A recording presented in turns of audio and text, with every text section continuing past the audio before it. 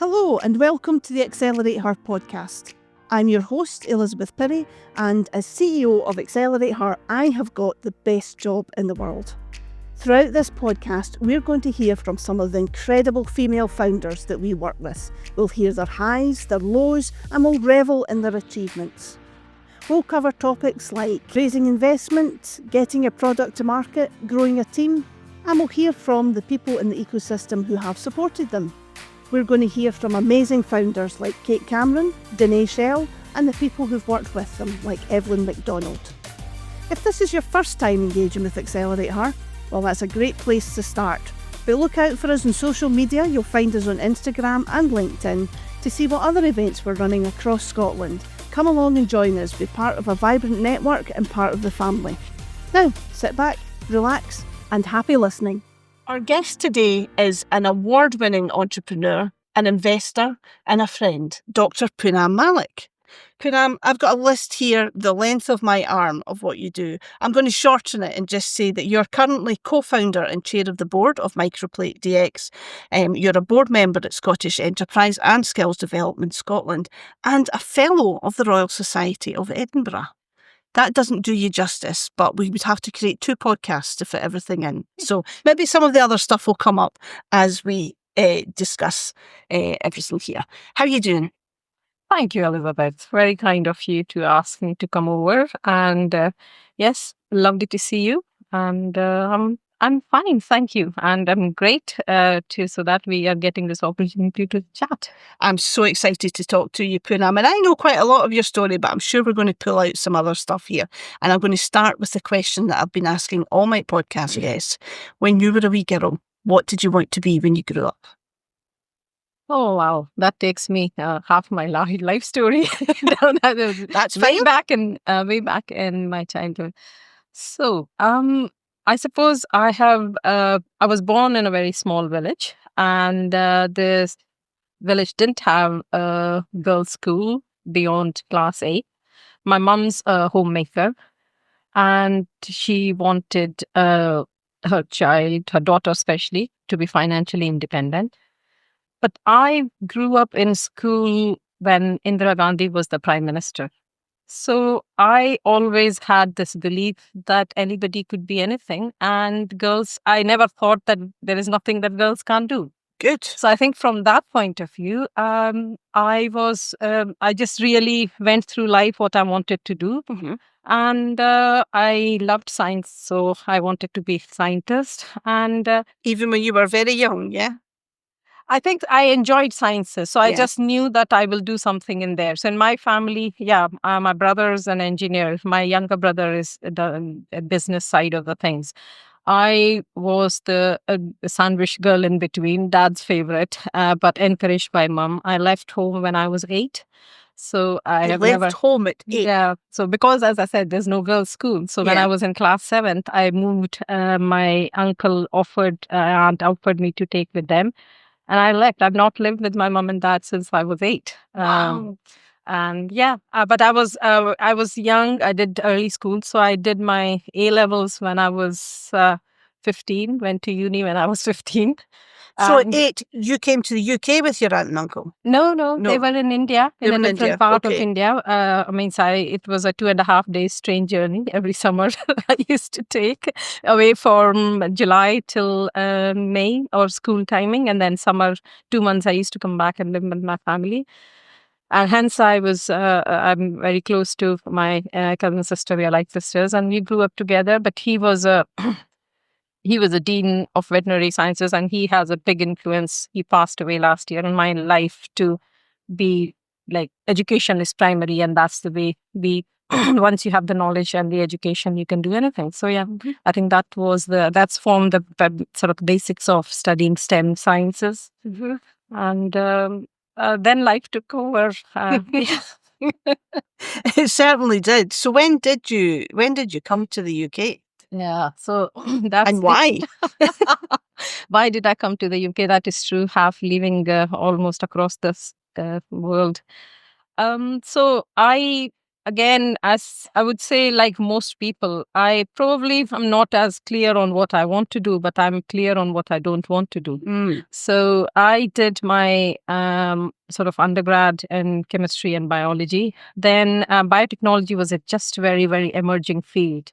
And I was one of the first batch of biotechnology masters that I did in one of India's premier research institution, Indian Veterinary Research Institute. And I got selected a national program scientist. I started working. There's this Commonwealth scholarship that is being offered world over. There are only a handful of people get it. And I knew that I was very interested in research. My master's thesis was on virology and monoclonal antibody production, which some of the companies are working in. So I was again one of the pioneers in that to work during my master's 1.5 year thesis. So I was fascinated, and I knew I wanted to do it from very good institution. In India, there are some very good institutions, but as a result of sometimes a shortage of funds or a larger collaborations, I looked at it, and that was my choice. So when I was applying for it, I chose my institutions based on my subject matter. And through that selection process, because it's the long select interview and then selection process this side, I got offered sort of to do PhD in the UK. I was the only person that year for offer, and my choices were Glasgow first, Oxford second, Cambridge third, and London fourth. And I had offer from more. Well, I still remember when I was choosing to come to Glasgow, my head of the department, who was a PhD from Cambridge, and he says, "Why are you going to that cold, dark north place? It rains all the time. It's dark. You should stay in Cambridge or Oxford, London. At least it's closer, and to travel back home to India." But Glasgow Virology at that time, Medical Research Council and University of Glasgow, that was a big consortium of MRC Virology Center. And they were the best, I think, competing with the US physicians, largest grouping in Europe at that time. So I was being a strong-headed person who wanted to study virology in the best place. I stuck to my guns, and I landed in Glasgow in 1999 when I didn't know a single soul here in Scotland, in the UK. Incredibly brave, but also I don't think many people turn down Oxford for Glasgow. Yeah, so. but I mean, that's the thing. It's a difference of rankings versus your subject matter. So in the virology sort of field, I would still say I wanted to study herpes virology, and Glasgow was the best at that time. So that's the difference. Your advice, I mean, I was advised to choose based on the premier research or name, versus where you knew that the biggest and best grouping of your research professors was. And I chose it, and I don't think I've regretted that ever.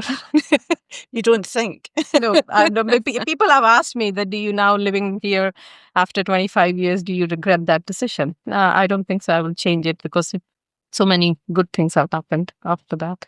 Yes, because for example, I met my husband here. Yeah, I was going to say you've built a life here as well as a career. Yeah. So, and what a career you have built, Poonam.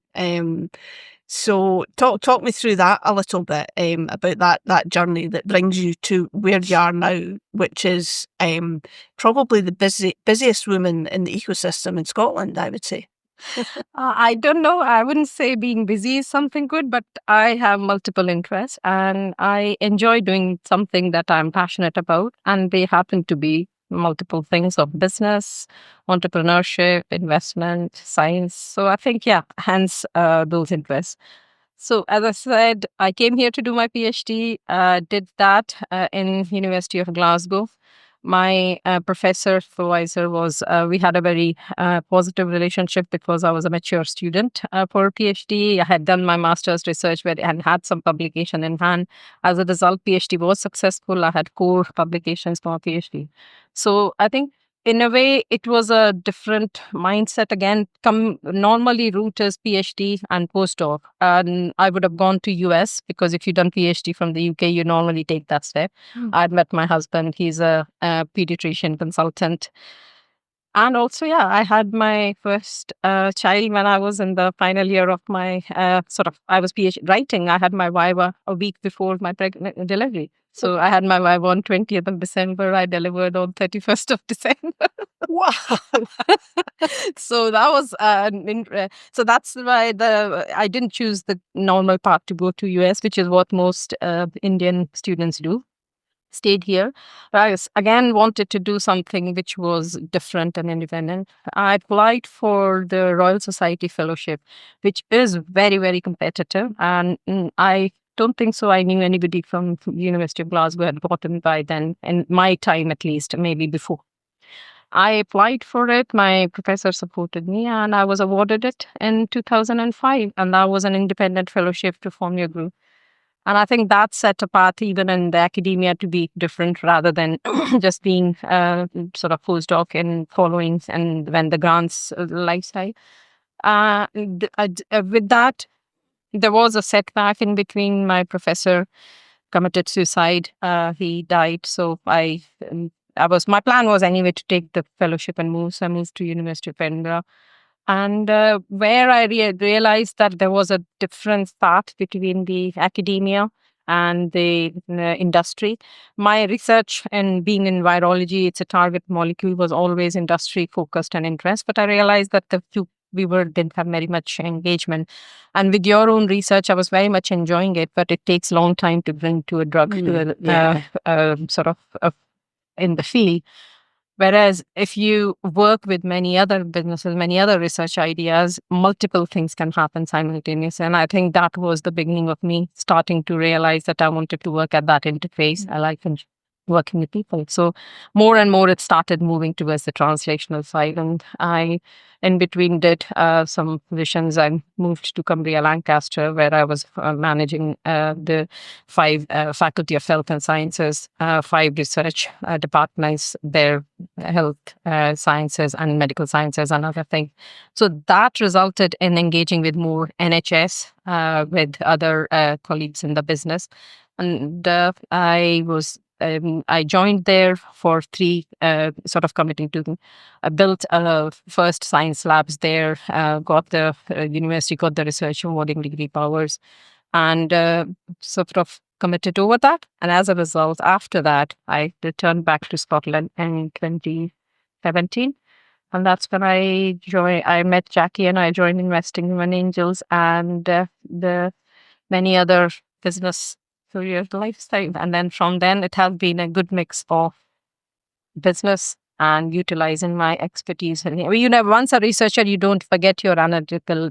So I think you apply that to everything. Yeah. And which is why it's a combination of those things is very good, that you can utilize your scientific background, analytical knowledge, and apply to the business.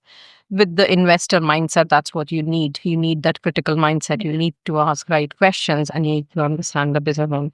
In between, during that time, while I was at Lancaster, Cumbria, I also did my MBA from Edinburgh Business School, which gave me that as edge to understand and speak the same language. And I think that realizing early on that there is a gap between the academic and business, especially the scientific entrepreneur industry engagement, hence that niche career. And I think I've now uniquely positioned in that. Yeah. And we'll dive a bit deeper into that later on. But I'm just curious just now, Poonam, you made it all sound so easy. And I moved cities and I did a PhD and I started some labs and I've got a young family and it's just, has it really been that easy, Poonam? Oh gosh, life is never easy, is it? No. It always throws curveballs at you. So, it's personal setbacks, as I said. My professor, as I said, one of the things, if I look back in my life, I had my master's supervisor as one of my mentors. And then PhD supervisor who actually supported me when I said I was a postdoc in his grant, and I said I want to apply for a fellowship, and he encouraged me. And in fact, he offered me the first job because I had a successful PhD, and then I as things happen, I figured out I was pregnant. I told him. And in fact, normally the notion is that it is not very supported. And he was very happy for me and supported. So I think, but as I said, in 2006, he committed suicide. So that was a big such setback of another mentor who you have sort of look up to or discuss any challenges. And from then till I think was till very late, I would say that is one thing. I did not have any mentors, neither in the scientific arena nor in the business arena, and that is the time where you can feel that if you have people, you can discuss your challenges, it becomes easy. So I'm not sure life is easy. It looks like from outside that you would have had. So that is one thing I would say. Which is why I do now a lot of mentoring and coaching, supporting. Simply for that reason, you realize how it is very difficult. I wouldn't say that there is a factor of luck and fortune, but it's a bloody hard work. If you don't mind me saying that, that is what decides, because at every step you are entering into an arena which you're not familiar with. Every time you take a step and say you leave your well-trodden path of science and jump into business to do, that's a totally different field. Being an investor, totally different field. Supporting and working with the companies, absolutely different field. But it is the risk mindset. When you think, what have you got to lose? You've only got to learn. If you go it for that mindset, certainly that helps. So I think I would say, which is why entrepreneurship is not that you either born with or something. It's only starting business. It's that mindset of taking risk and saying, I can take this risk, and balancing your failure and success. But also, if something fails, it's a learning point. I think that is the mindset yes, it helps that you have certain backing, you have a solid, calm mind to go back to, and that's where the family matters. And I'm pretty sure, I hope we get to discuss that, what's important for women entrepreneurs and founders as a family work life or family life balance. But that continued positivity. And those are the things but one of the things that you ought to realize is toxic environment is not good for anybody. So when people start to realize things are getting way out of hand, it's just pause, think, is it what it is? Life is big. Nothing is so critical that you cannot move on from it. So that is when you have to pause and say, is it something that's adding, or is it something that's draining me? And that's the time to move and find right set of people, friends or family, whoever gives you that energy. I think that's very important, that positive energy.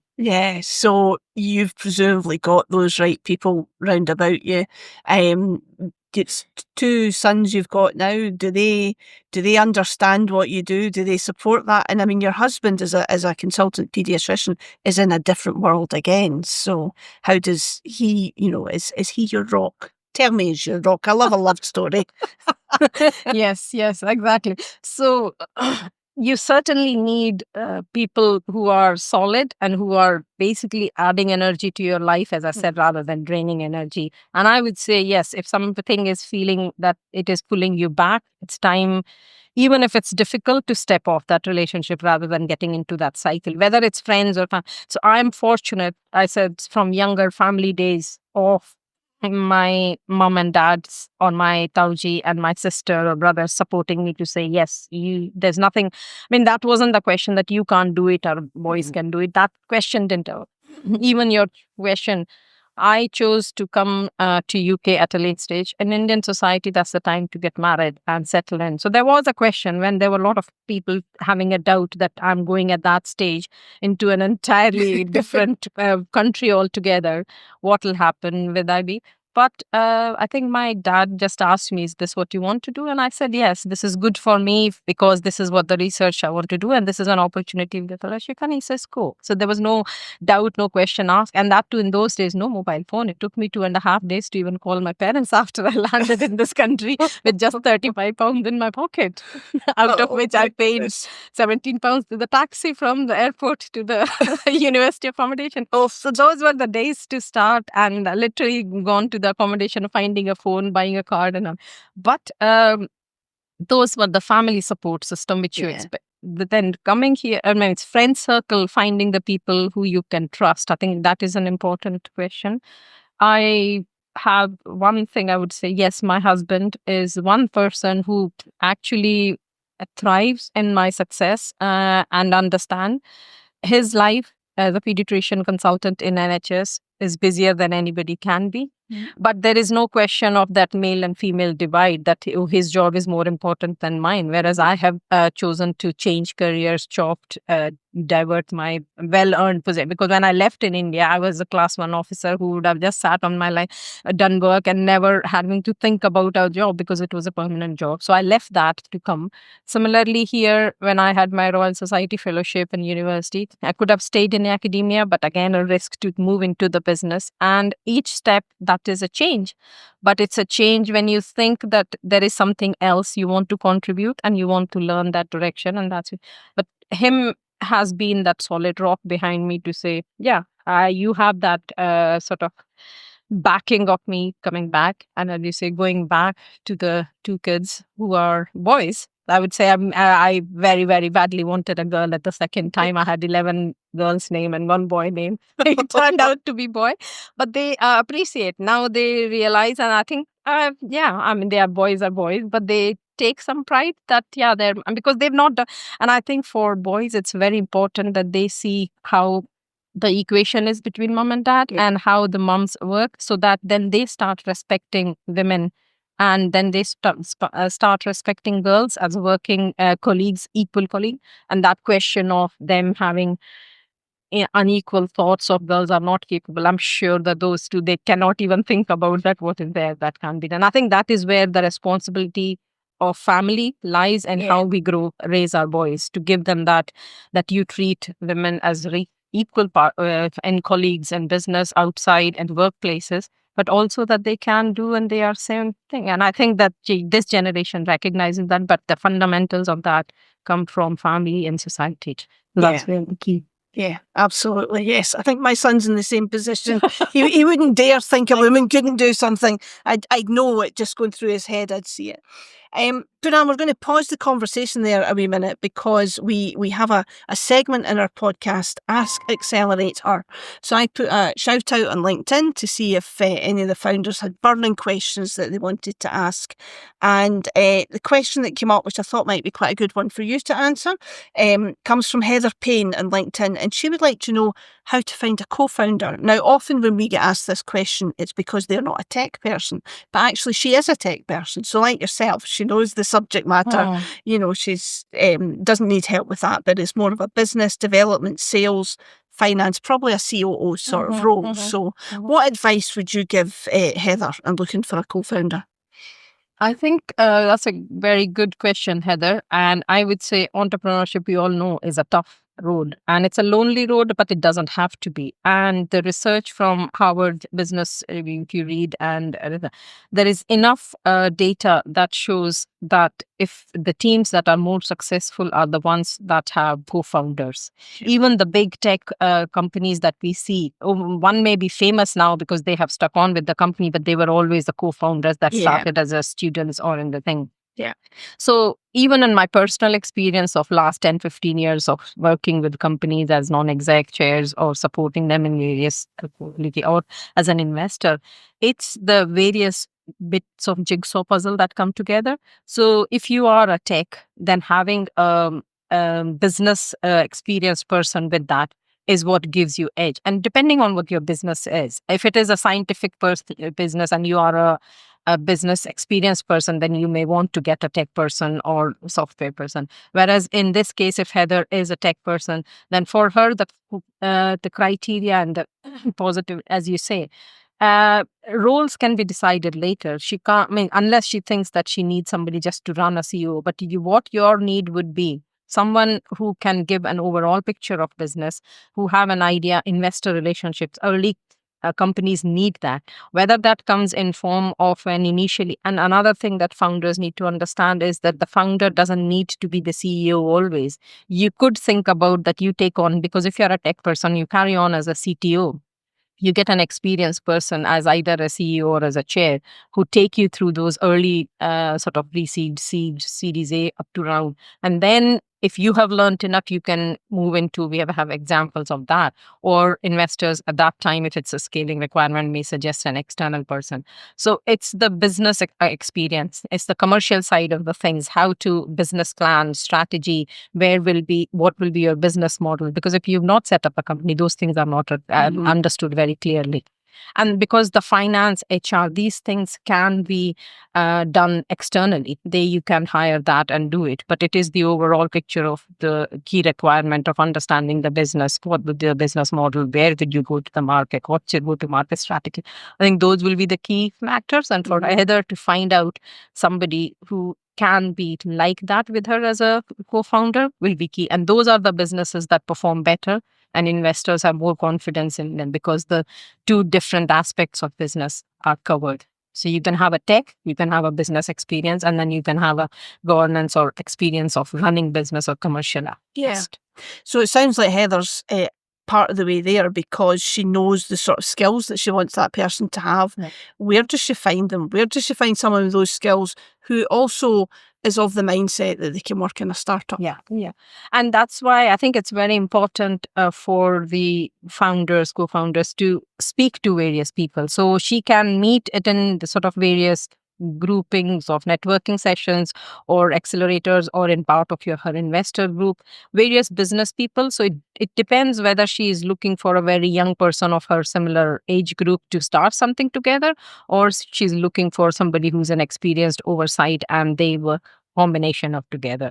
So mostly these are the places where she can go out and find. So there are like venture builder type programs or various accelerators, or even in accelerator group or invest in angels, or depending on what her circle is, just starting to send feelers out to say I'm looking for or sometimes when the founders do businesses or these training cohorts together, they come across, and most of the people, if you find, and I've had approaches cold on LinkedIn. If you've seen the business, you judge them onto some program, and then people will say, this is my business, this is what I'm looking, would you be happy to help? So that depends on, so they can directly approach. LinkedIn nowadays is the source for that, or they can ask in their circle to say, I'm looking for as you say, Heather knows, so these are the traits or attributes I'm looking. Anybody, naturally it will be a combination of mutual discussion to say what suits and what are the expectations, but that's how I think that would be the starting point. I think that's great advice, Heather. You're halfway there. You know the sort of person you're looking for, so just put yourself out there, do a bit of networking, and you'll find the right person eventually. I feel quite strongly about that. If you're listening and you think you can help Heather in her quest for a co-founder, email podcast@accelerateher.co.uk. And similarly, if you've got a question for AccelerateHER, email that in, podcast@accelerateher.co.uk. Poonam, I'm going to come back to your story now, and there was lots of things you were talking about there that I want to pick up on, but I'm going to pick up on mindset, actually. You spoke about the sort of mindset of an entrepreneur, and I think it is a very specific mindset to be willing to take the risks, to accept the failures, turn them into learnings and things like that. And I'm thinking in particular in that transition from being an academic to being an entrepreneur. Do you think, you said, you're not naturally born an entrepreneur, but are you naturally born with the mindset to be an entrepreneur, or can you teach yourself that mindset? I would never say no to anything. To say nothing is, as I said, nothing is impossible. If you want to teach yourself something, absolutely you can do. Some people are naturally born that way, that they have the tendency towards business. As they will say, some people will say, studies was not my thing. I always wanted to do business. Whereas there are other people who will say, who have moved from one thing to the other. And that agility, which is the key sort of backbone of business, is as I said, it's the entrepreneurship is in the mindset. The other thing I would say is also life experiences and resilience. A key factor which we haven't talked about for running a successful business leader or a leader in life in general, you have to be resilient. And resilience is something that you either can learn or life teaches you. As we initially discussed, various curved ball throws, you suddenly, because if you lived a sheltered life, maybe you never needed to build it. But when that shelter moves away from your head, or you take a decision, because it's in your mindset, you need to take risk. And yes, you need to weigh risks. And as we say, women are better at managing risks. That's what it is. That's why, I mean, the known thing that people say, that's why they ask for less funding. But even among the risk, to say being ambitious and bold, but at the same time say this is this, you weigh your risks. And after that, you choose to do something, like it will go 50-50 chance. It will succeed, it will fail. But if it fails, rather than thinking retreating back in a shell, and that's human nature, you will retreat back, you will have your sad day and bad days. But after that, how do you bounce back? So I think that is what is the resilience, which teaches you to basically to be ready to face next time when something similar happens, that you are better prepared and say, right, okay, this will happen. I'm going in this with this mindset.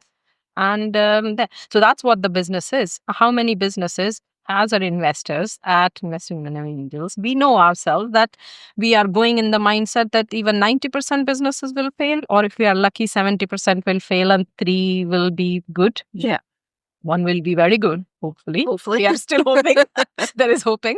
And 2 will be normal. But that is where the question is, that you have to take your considered decisions.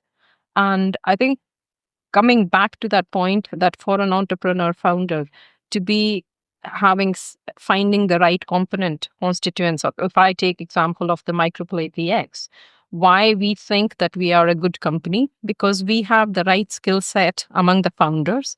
We have technical and scientific, very very excellent scientific and technical co-founders. We have, when I was asked to join the co-founding team, I was bringing that business, commercial, strategic insight, as well as the investor oversight and relationship, having been in the investment field for the last 10-15 years, but also mentoring and working with the young CEO who has the energy and enthusiasm. And we basically, nothing is taken for granted. You give it all, but you cover your bases. And then hiring the right board, having the non-exec director who have the experience, who challenge you. I think those are the key things in the journey for any founder to think about. Yeah. So mindset, that is what you need to build your ingredients about, to say, right, failures will come, but how are we coping?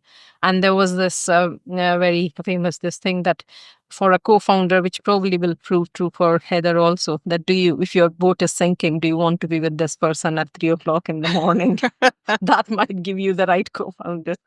That's a very good way to think of it. Are they a strong swimmer? So Microplate DX, is that a spinout? Yes, it is. Yeah, so that's handy, because I wanted to bring the conversation round to spinouts. I'm entrepreneur in residence at Heriot-Watt University, and part of my role there is to get more women involved in entrepreneurship. And there is a distinct lack of women in spinouts at the university, and that is not an issue that is exclusive to Heriot-Watt. I think it's UK-wide, probably worldwide. What can we do to change that, Poonam? Oh, that's a question. It's a big question, and we've not got a lot of time left. When I was head of investments formerly at University of Strathclyde, the role which I finished with last summer, for over 3.5 years with the team, that's the question we mulled, because the aim is always to increase the number of women entrepreneurs and founders. And I think it's a complex question. So it's like it goes back with the similar question of why there are not many women in STEM, and why there are not many women leaders or women professors who are senior position. So it's as I have always said, that it has got a coin has 2 sides. It's individual aspects that we can do for people in the business, but it's also the societal aspect. So how families, how society encourage women to become. And I'm not saying that only the science businesses, but it's the deep tech businesses is what mostly form spin out. So I think in this case, that is a relevant point. If I say spinouts from STEM subjects or computing or deep technologies, because they are based on long research and intellectual property that is developed in the university, and then the business is spinning out. So is there what flexibility is there to step time, because business requires dedication. Also, your comfort, both from the senior professors or lab heads and the people who are working, because generally the mindset is business. So whether the professors talk to a young postdoc who's a man to say, oh, I have this business idea, do you want to take up?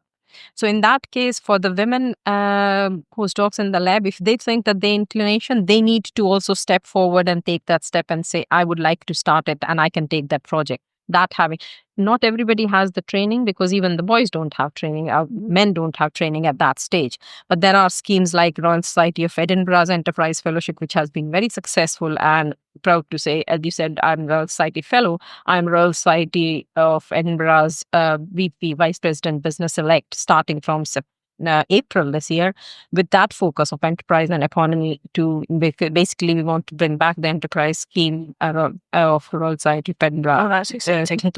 Because it's been paused for a couple of years. Royal Society of Engineering has specifically, similarly, for the deep tech businesses to start.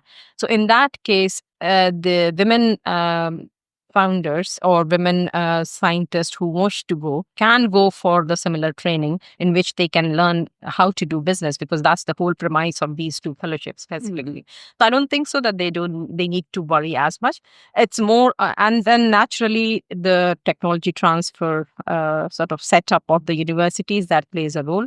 But sometimes they also struggle when there is no interest coming forward, and that responsibility then lies on the group leaders also, that they start encouraging or choosing and bold and ambitious women scientists in their group to say, and they need role models. So successful women scientists, academic entrepreneurs who have actually gone out from a bench when they were postdocs or PhD students to when they have formed a business and business are growing, and they are now successful women leaders and business founders.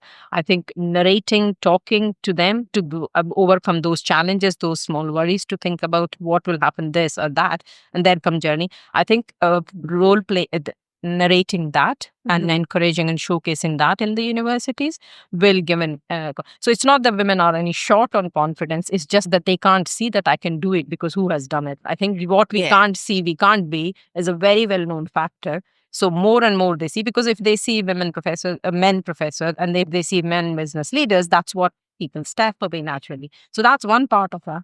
Naturally, the other part of it is society and investment. That if they form the businesses, they need to get investment in there. They need to get support, and they need to be having confidence in their ambition, rather than saying this is too risky or too ambitious. So these are the two aspects that are to me.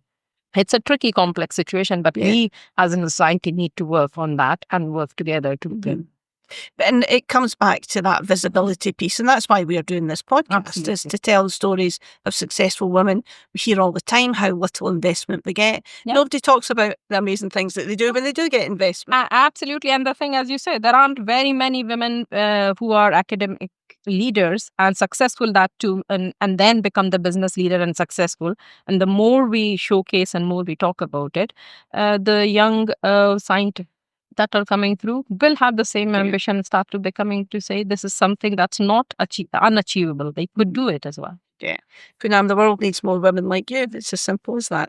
We'll just need more women like us together alongside our men. The other thing I would say in this here is that I will always encourage my male colleagues to be the sponsors of that. That's when I said it is the responsibility on the group leaders, professors, to encourage, to identify young, ambitious women who have the potential. Because unless they do it, there are very few young women professors. We can't expect these numbers to come just from their lab. So this is why I always encourage, and it's a challenge, and I will throw down this challenge to my male colleagues, scientists, professors, and business leaders to say, sponsor a young, ambitious woman today, because that is what will make a successful business leader, entrepreneur, founder tomorrow. Absolutely. Here's hoping some of them are listening. Here's hoping. That's the whole point. Please listen.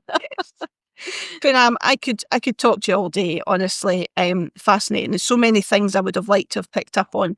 Maybe if we do a series 2, I'll get you back on for another one. But let's finish with just a little bit of fun. I've got 5 quick fire questions to ask you, and you have to give me quick fire answers for them. I've never known you give a quick fire answer in your life, so this is going to be interesting.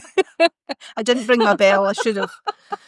So, what is the best piece of advice you have ever ignored? Oh, well, there are multiple, and 2 I would here will say. Don't trust people. And I have trusted, and yes and no. In both cases, I've been burnt by trusting the wrong people, which always happens.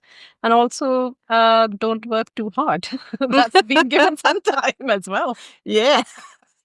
These are the best advice. But yeah, I've taken my pinch of salt with this. Yeah, no, I think that's good advice to ignore. I think trusting people is really important, and once you can't trust anyone, life becomes very bitter, doesn't it? Yeah. Okay, so who would you dream of having as a mentor for the day?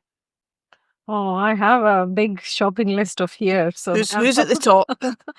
I think, as I said, I being a scientist, business and leader. So when I was growing up, Indira Gandhi was a political leader who had a big influence because she made a mark when women were not business. It means India was probably one of the first democracy in the world that elected an Indian female leader. Mm-hmm. So she was a strong person known for that. And I think I would like to learn from her that hardcore of how to manage around her and get what she wanted. In terms of the business, Indra Nui, she's the chairperson and CEO of PepsiCo. And from 2006 to 2018, I think, or 8 to 16, she was the chairperson, and she's born in India and then rose through the corporate ladder and to the very top of Pepsi. So I think I would like, and the Oprah Winfrey. I think these are my 3 choices that I would love to be at the dinner table that's got you 4 ladies around that. That would be incredible. That would be a dream to ask all those things and hear those stories. Oh, I'm sure there'll be so wonderful stories to absolutely. talk about there. Wow. Okay, what's your guilty pleasure when you need to unwind? Do you ever unwind? I am very simple guilty pleasure. Yes, I do. My guilty pleasure is good plate of food, a glass of wine on a weekend. I'm a romantic by heart. People may not know this, but my husband is like all fed up with this. And I would love to curl up and watch a binge on a romantic series on the bed. That's my guilty pleasure. But I get to do it only in late night because my house is full of boys. Yeah. They are like, when I say romance, they run away from me. So I only have to turn on after 10 o'clock. You need to train them to be sensitive men, Poonam. Yeah, exactly. They make fun of me. The feminists just keep teasing me, but they keep... And what's the best book or podcast or TV show that you've been indulging in recently? I am indulging. Again, as I said, I'll leave the romance for this one. But my, diverse interests. So because of my role in the politics and business world, rest is politics. I think that is the one I enjoy to keep in line with what's happening in the world and what's there. And the other one that I enjoy listening to are basically How I Built This and The Diary of a CEO. So those are the things depending on my interest and mood, whether it's a world affairs, current affairs, and more locally, Go Radio Show. Tom Hunter and God really, I think that keeps us in local scenario and challenging to the government and other things. So those are the few things. Excellent. Good stuff. When do you listen to them then? Is that out for walks? Or? Yeah, mostly I'm driving. So that's helps me. I do have to drive. I live in Dalgety Bay. So mostly whenever doing, and I'm not burning fuel. So I own an electrical vehicle. So that's good to hear. My sustainability thing. But yeah, out on walks or driving or sometimes when I'm in the kitchen, which is quite less time. But I enjoy doing that on weekends. Good stuff. Finally, if you could describe your business journey in one word, and I'm looking forward to hearing you use just one word, what would it be, Poonam? But I use 3. Oh, go on then. Since it's you, I knew you would ask that. Aim for best. Aim for best. Oh, I like that. Yeah, that could be your autobiography title. I mean, I always, it's just like, as I said, I may not know what I want to do, but generally I know what I don't want to do. So that keeps me sort of removing the fluff and then keeps me grounded on the thing that I look to do. Excellent. Well, I'm going to keep that in mind and continue that theme through the rest of this podcast. Aim for best. Poonam, it has been an absolute pleasure talking to you. Thank you for giving us your time this morning, and we'll speak again soon. Thanks for listening to me chat to another amazing female founder. I hope you enjoyed that. Of course, this podcast wouldn't have been possible without the backing and support of some amazing organisations. The Scottish Government, who funded this through their Pathways Fund, Barclays Bank for letting us record this in their amazing Glasgow campus, to Podplistic for seamlessly recording this and cutting out all of my bloopers, and of course to the guests for giving their time to come along and chat to me. If you want to hear more about AccelerateHER, please do follow us on LinkedIn and Instagram. Pop over to our website, accelerateher.co.uk, and sign up to our newsletter. I look forward to seeing you at an AccelerateHER event soon.